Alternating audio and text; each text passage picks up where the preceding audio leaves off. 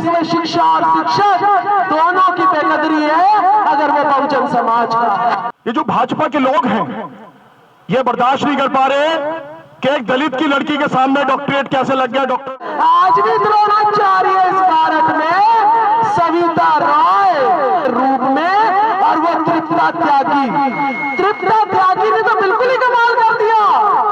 बच्चों को कह रही है देखिए मुसलमान है इसे पिटो, के किराएदार है, कोई जाती मकान थोड़ी है, और हमारा भी खून इस देश की मिट्टी में शामिल, किसी के बाप का हिंदुस्तान थोड़ी है। सबको शिक्षित करो, इस पर किसी का जोर नहीं है। सबको साक्षर करो, इस पर सबका जोर है। आप देखो कैसी गंदगी में लड़कियां शौचालय में जाती हैं।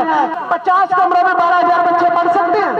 4 सेशन में स्कूल चल रहा। भाइयों, SC ST OBC माइनॉरिटी के लोगों, तुम्हारे बच्चों को स्कूलों में भेड़ बकरी की तरह आज भी रखा जाता है।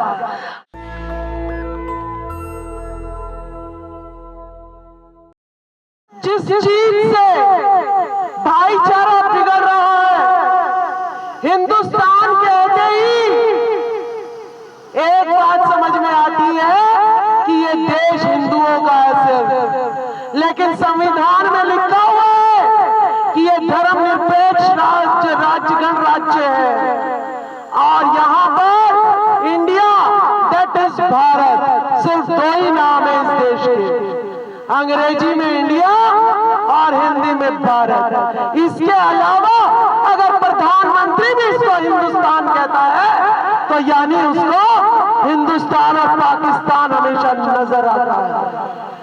तो कोई भी यहां पर जय हिंद जय हिंदुस्तान छोड़ना पड़ेगा, एक लय जो है देश को देनी पड़ेगी जय भारत की। शिक्षा और शिक्षक इस देश की राजधानी दिल्ली में आज त्राही-त्राहीमाम है। मैं आपको सबूत दे सकती हूं। 2015 में मैंने एक लेटर लिखा था लंबा सा हमारे माननीय केजरीवाल जी को कि किस तरीके से स्कूलों में, अगर मैं आपको बताऊं तो शौचालयों में बैठकर बच्चे जुआ खेलते थे जहां पर शौच पड़ा होता था। कोई प्रिंसिपल जो मनुवादी होता था वो क्लास चाहता नहीं था कि बच्चे पढ़े। स्कूल में नकल कराई जाती थी और टीचर जो मनुवादी टीचर है कोई तो आंख बंद करके बैठ जाता था। कहते जी बच्चे क्यों नहीं पढ़ा रहे? कहते जी ये तो ब्रह्मा में लीन हो गया है इसीलिए बच्चे को नहीं पढ़ा रहा। मुझे पता नहीं था 2015 से पहले ये ब्रह्मा में लीन होना कौन सी बात होती है।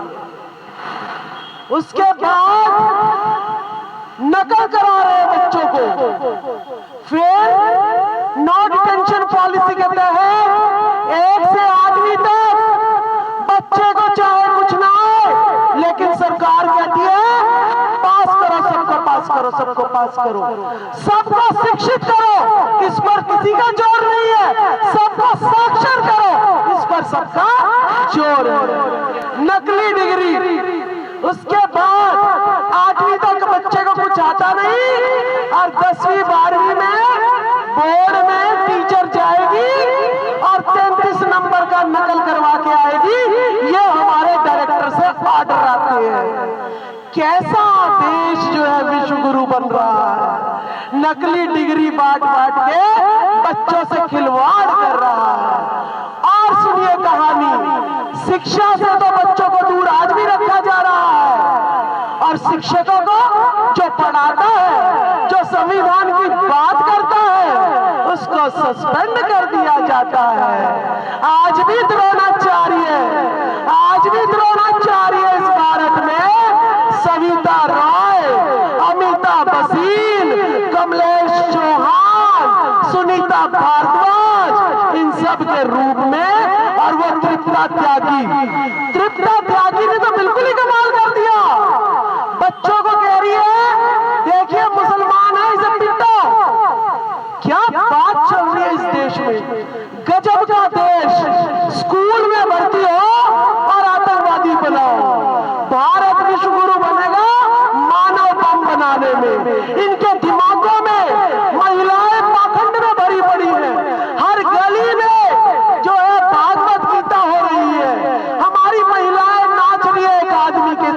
सामने।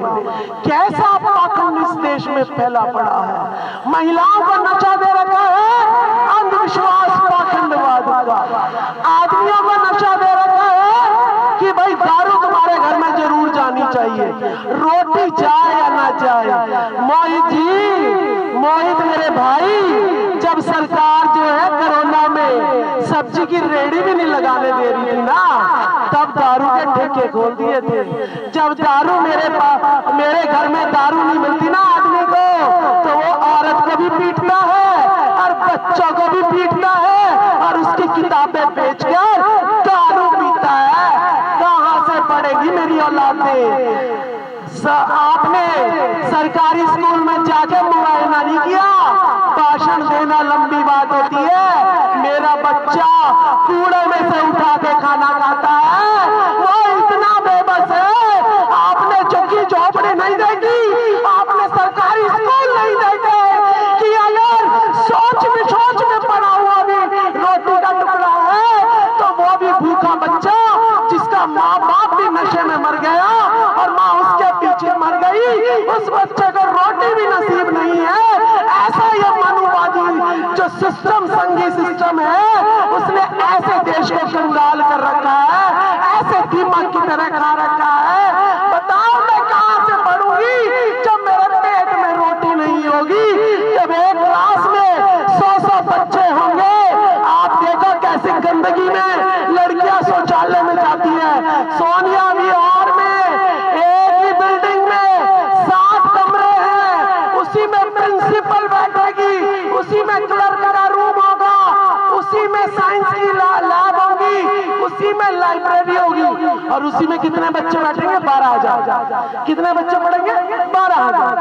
50 कमरों में 12,000 बच्चे पढ़ सकते हैं। 4 सेशन में स्कूल चल रहा। भाइयों, SC ST OBC माइनॉरिटी के लोगों, तुम्हारे बच्चों को स्कूलों में भेड़ बकरी की तरह आज भी रखा जाता है। आज भी भेड़ बकरी की तरह रखा जाता है तुम्हारे बच्चों को। तुम्हारे बच्चे अगर टॉयलेट में चले जाए तो उसमें आज भी शोष पड़ा रहता है, लड़कियों को इंफेक्शन होगा या नहीं होगा।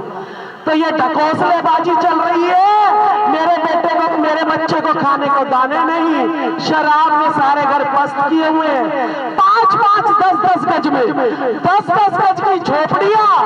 आज यमुना के किनारे चले जाओ, वो झोपड़ियां पानी में है 5-5 फुट में, फिर भी लोग उसमें रहने को मजबूर है।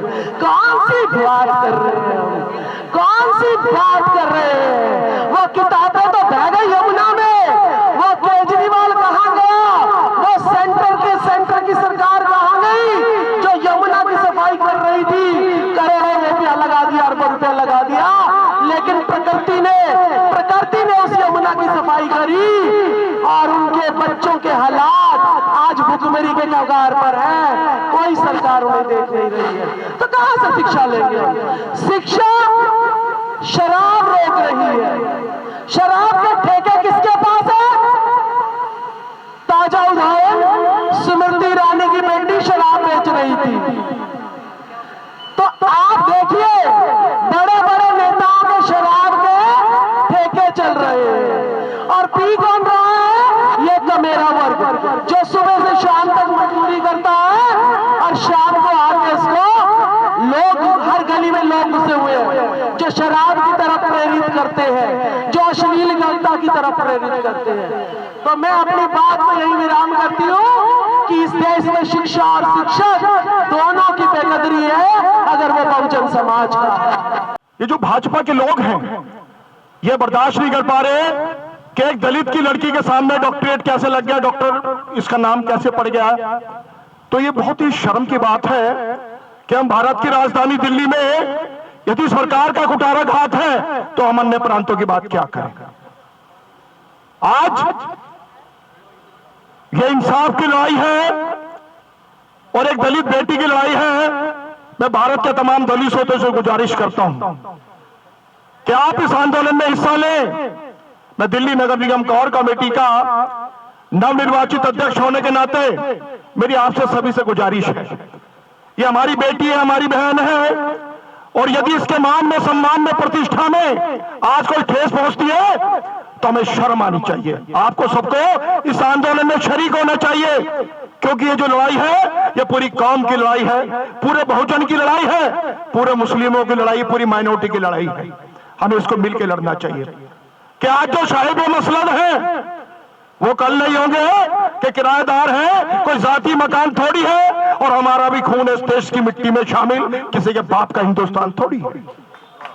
हमें अधिकार की बात करते हैं, और ये अधिकार यदि ये सरकारें हमें देंगी नहीं तो हम छीनने का भी काम करते हैं। हमारे साथ ऐसे थे सुरमा, माननीय प्राचा साहब, भानु प्रताप जी, डीसी कपिल जी, और स्वयं वो शेरनी हमारे साथ मौजूद है कि जिसने ये प्रण लिया है, डॉक्टर रीतू। एक बार जोरदार ताली से अभिनंदन करना उस बेटी का।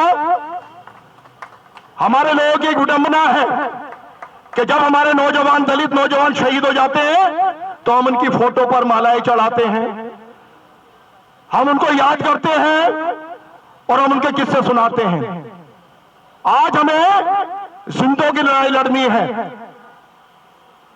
जो लोग आज ये बात समझ पा रहे हैं कि हम किन किन अत्याचारों को हमें सहन करना पड़ रहा है, स्कूल हो, कॉलेज हो, कोई भी सरकारी कार्यालय हो, जहां ये पता चल जाए ये बेटा या बेटी दलित है तो उसके साथ किस प्रकार का कुठाराघात होता है, ये बताने की आवश्यकता नहीं है। और आज ये पूरे दलितों की लड़ाई है, पूरे मुस्लिमों की लड़ाई है। मैं आपकी बात से मुखातिब हूं प्राचा साहब, एनआरसी को लेकर, सीए को लेकर डॉक्टर रीतू ने उस आंदोलन में अपनी बहुमूल्य भूमिका निभाई। आपने अपना बेशकीमती समय देकर उस आंदोलन को मजबूत किया, सरकारें भी झुकी और प्रशासन भी झुका, लेकिन आज उसी जज्बे की, उसी जोश की आवश्यकता है। मेरा आपसे अनुरोध है सभी भाइयों से, मेरा कोर कमेटी का एक एक नौजवान, दिल्ली का तमाम सफाई कर्मचारी, दिल्ली का तमाम दलित, मैं आपसे विनम्र प्रार्थना करता हूं, मैं हाथ जोड़ के आपसे आह्वान करता हूं, ये आपकी बेटी की लड़ाई है, ये आपकी बहन की लड़ाई है। अगर यह हम हार गए तो हमारा मान सम्मान, प्रतिष्ठा खत्म हो जाएगी। इस लड़ाई को जीतना है बड़ी ताकत के साथ और बड़ी हिम्मत के साथ। जय भीम, नमो बुद्धाय, जय भारत। नेशनल दस्तक की आपसे गुजारिश है कि अगर इसको बचाना चाहते हैं तो नेशनल दस्तक को सब्सक्राइब करने के लिए रेड कलर के सब्सक्राइब बटन को दबाएं, फिर बेल आइकन की घंटी दबाएं। नेशनल दस्तक को बचाने के लिए बहुत जरूरी है कि हर खबर को शेयर करें, लाइक करें, कमेंट जरूर करें।